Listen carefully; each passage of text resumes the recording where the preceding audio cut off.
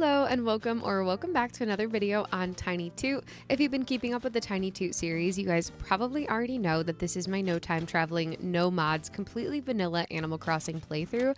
But if you're new here, welcome in. We are probably about maybe a month and a half into this playthrough, and I am just trying to make my Animal Crossing island completely organic with no time traveling, not cheating and going to any treasure islands, or using a modded switch for absolutely anything on the island. And it has made me fall back in love with Animal Crossing all over again. I also kind of forgot how difficult it is to really progress the game unless you're using treasure islands or cheating in some way.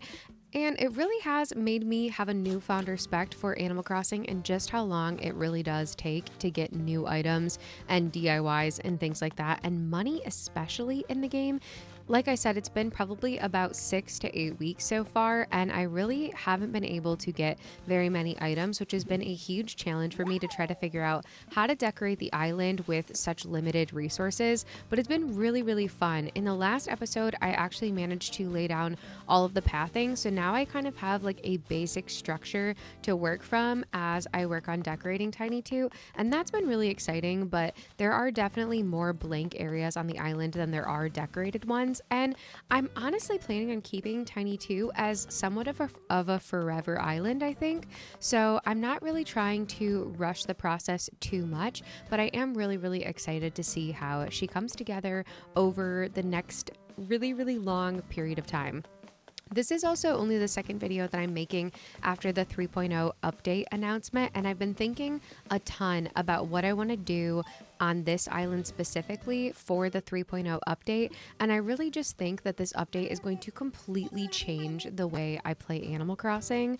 Before I talk too much about that though, I do want to mention I did have a villager move off of the island. It was Tia. She ended up moving off on a day that I wasn't filming. I was just playing in bed, and I honestly wasn't feeling super attached to her, so I decided to let her go. And I also wanted to go on a little Nook Mile ticket hunt, so that's what we're doing to start off the video today. I decided on 10 Nook Mile tickets for this hunt because honestly that is just kind of like a nice even number, and I also don't have like unlimited Nook Miles to go on a villager hunt, so I felt like 10 was a very nice like little middle ground here.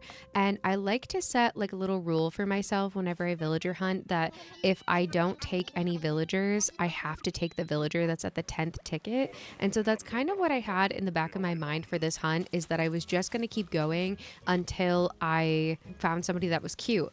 And then I found Eric on the very first island that I went to. I was honestly feeling a little bit chaotic, and I really wanted to villager hunt today, so I decided to leave Eric. It was at this moment that he knew. He fucked up. And I really did, because after this, I ended up finding this villager who I'm pretty sure is Bubbles. Definitely not a cute villager. I actually don't think that any of the hippos are very cute at all. And honestly, Bubbles might be kind of like the lesser of all evils when it comes to the hippos, but I definitely was not going to be inviting her to the island. And then on my third ticket, I found Lily, which is absolutely insane. She is probably in my top 10, top 15 favorite villagers. You're joking. Yeah, I was pretty excited, but I decided to leave her. So I headed over to my fourth Nook Mile ticket island, and I was greeted by none other than a gorilla. Yeah, no, thank you. So that kind of goes without saying. On my fifth island, I found Molly, which is absolutely insane. I don't think I've ever gotten so lucky on a villager hunt, and I really stood here for so long and pondered taking her because she is top 10 favorite villagers. I love her so much. She's absolutely freaking adorable. But this was only, what, my sixth Nook Mile ticket island, and I really wanted to keep going. So I left her there. I'm sure that you guys are screaming at me by now. I only had 3 tickets left, and I found this guy, and then I found another gorilla. And at this point, I was literally crying. On my 9th Nook Mile ticket, I found this villager who honestly kind of terrified me. I'm not gonna lie, there's something about his teeth that is just really unsettling. And so I pretty much hightailed it out there. And then on the 10th ticket, I found this tiger villager. And I thought they were gonna be so cute until they turned around. And I just couldn't do it, you guys. I know I said I was going to take the 10th ticket. I literally just couldn't do it. So I went back and I bought another Nook Mile ticket, and then I flew to an 11th Nook Mile island and I found Lopez. Okay, is Lopez as cute as like Eric and Molly and Lily were? You're coming home with But me. at this point, I was desperate, so I decided to invite him to live on Tiny Toot, and I honestly feel like he kind of fits the Tiny Toot vibes a little bit, so I wasn't too upset about it. After that, I invited a bunch of my besties over, and we just ran around and we looked for bugs, and I don't know, we were just being cute on the island. I've been trying to have people over to my islands more frequently just to kind of bebop around and visit the shops and, I don't know, catch bugs and just be dudes together. Look how cute we are. Playing Animal Crossing with besties is literally the most heartwarming, amazing thing ever, and it just puts me in such a good mood. Highly recommend finding some besties to play with. If you're looking for a good Animal Crossing community, definitely hit up our Discord, which is linked in the description box. I did end up putting 2 days of gameplay into this video, so this all happened on the day after. I ended up changing my outfit because I've been trying to do that every day, and then I flew over to another bestie's island. This is my friend Kelsey's island. Look at how freaking cute it is. She's been kind enough to be saving some items and DIYs for me, which is super, super nice. And so I flew over to go say hello and look at the lovely gifts that she had for me. I was so excited. And then we had a little bestie kiss. And then I picked up all of my DIYs and items and flew back to my house. I'm actually hoping to tour this island on my YouTube channel here soon. So I didn't want to run around her island too much and kind of spoil, but you can see just from this little clip how freaking gorgeous her island is. I'm so excited to share it with you guys. And then I flew back to Tiny Toot, and this is what our flyover is looking like. Quite the jump scare after seeing what Kelsey's island looks like. I have a lot of work to do. This looks pretty bad, I'm not going to lie. So I decided to try to do a little bit of decorating to try to spruce it up a little bit. One of the things about having a forever island is that I definitely plan to just redo areas as I get more items to work with, and I'm super, super excited for that. So I decided to take all of the items away from the entrance because I just really wasn't vibing with it, and I ended up getting these decorative pillars from Happy Home Paradise. They have like their own shopping thing over there, and you can get so many more items, and I have been taking full advantage of ordering those every day. So I decided to put those at the entrance, and I really love the way that they look, especially with the in-game pathing. I've really been going back and forth with the in-game pathing lately, wondering if I actually like it or not. It's just a really different vibe than what I usually do on my Animal Crossing islands, and I think I'm just going to kind of force myself to deal with it because I literally just went around and placed the pathing on the entire island, and so I feel like it's too late for me to go back and change everything now. So I'm just going to try to do what I'm doing here, which is just kind of remove items and then replace them with things that I think are a little cuter and just kind of take it really, really slow. So that's the plan for now, but I'm super indecisive when it comes to decorating in Animal Crossing. So no promises that the vibe will not be like a complete 180 next week, But let's talk about the 3.0 update a little bit.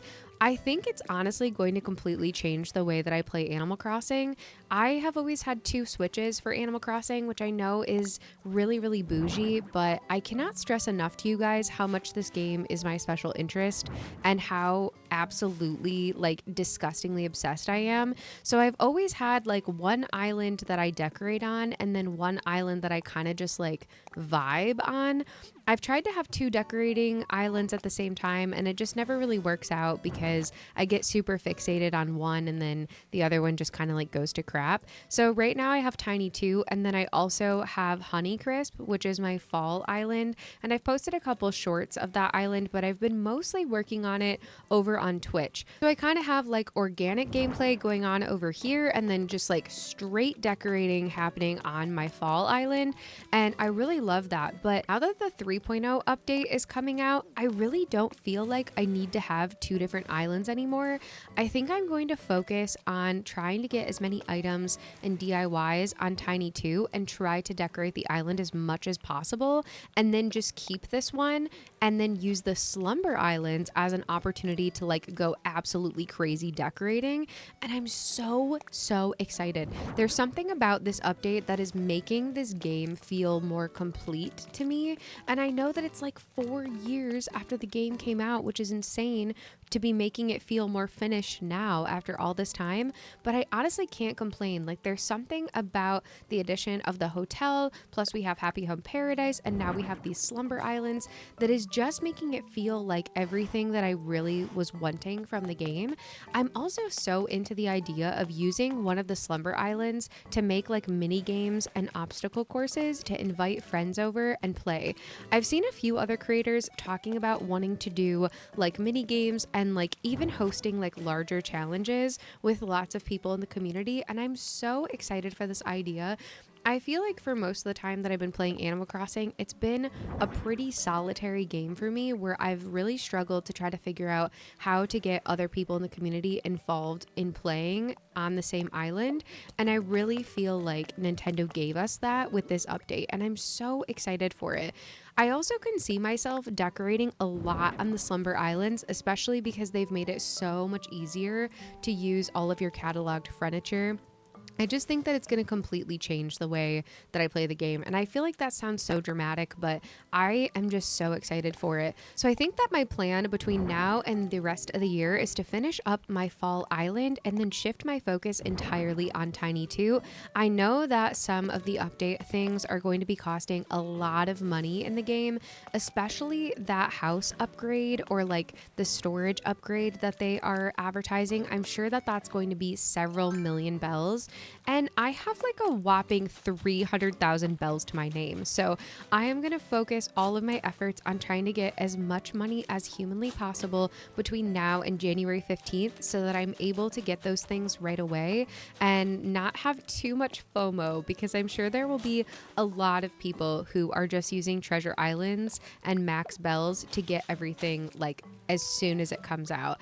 I'm definitely committed to the idea of continuing to be completely organic with my Animal Crossing gameplay, and I really don't want to go back to cheating again. I honestly didn't realize how much using my modded Switch and using Treasure Islands was making the game less fun for me, and I really feel like a lot of my Animal Crossing burnout is actually just because I'm trying so hard to like speed run everything all the time, and honestly this island has really slowed me down, and I really appreciate that. So even if I don't get all of the 3.0 items and like update perks and stuff right away when it comes out, I really want to like hold strong in not cheating and just taking my time with it. And I honestly recommend, dare I say, that you do the same, especially because we don't know when we're going to be getting the next Animal Crossing update. I really feel like taking it slow and really enjoying whatever we can get out of this is going to keep people interested in the game a little bit longer than if you just cheat and you get all of the items and all of the things right away. So I hope you guys will be into the more slow and kind of intentional gameplay, and hopefully that won't be too boring for everyone. I also think it might be kind of interesting just to see how long it actually takes me to get those things, especially considering where the island is right now. I've been seeing a lot of people talking about resetting for the 3.0 update, and I'm like, I can't imagine resetting your Animal Crossing island and trying to like progress to any like significant part without using Treasure Islands. Like, I literally cannot imagine doing that. There is so much to get through, and it really does take so long to get things. Unless you're cheating, I would not recommend resetting your island ahead of the 3.0 update, but that is just me, and obviously you guys, you do what you want to do, girl. You do you, boo. But I will be over here grinding for as much money as humanly possible.